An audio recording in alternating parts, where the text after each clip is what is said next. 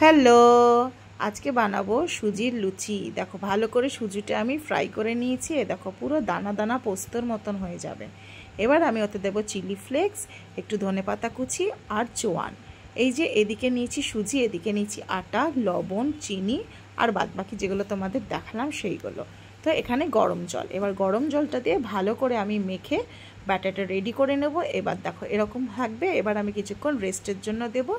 এবার আস্তে আস্তে আমি এরকম করে নিলাম। তেল আমার ওদিকে গরম হয়ে গেছে। তো একটা একটা করে তেলে আমি এভাবে বেলে নেব। হালকা হালকা করে বেলতে হবে, কেন কি জিনিসটা খুব নরম। তো এই দেখো আমি একটা একটা করে নিচ্ছি। বেশি বড় করব না, ছোটোর উপরেই করব। এই দেখো দেখতে কি ভালো লাগছে না? আর একটা রেডি করে নিই। এবার এক এক করে সবগুলো আমি এইভাবে রেডি করব আর গরম তেলে আমি ছেড়ে দেব। তো দেখা যাক, ফার্স্ট টাইম করছি, কেমন হয় জিনিসটা।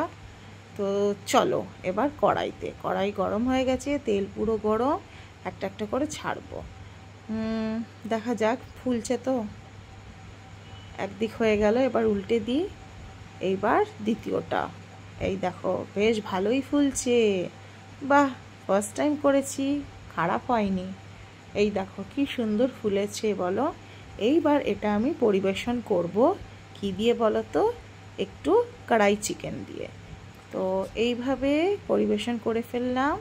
এইবার দেখা যাক টেস্টের পালা, এটা কেমন হয়েছে। আর ভিতরটাও দেখে নেব কেমন হয়েছে। তো খুব সফট হয়েছে। তো একটা ছিঁড়ে ফেলি, খুব গরম আছে। এই দেখো ভিতরে যা যা আমি জিনিস দিয়েছি একদম খুব সুন্দরভাবে দেখা যাচ্ছে, আর নরমও। একটু আলু নিয়ে ঝোল নিয়ে খেয়ে দেখছি কেমন।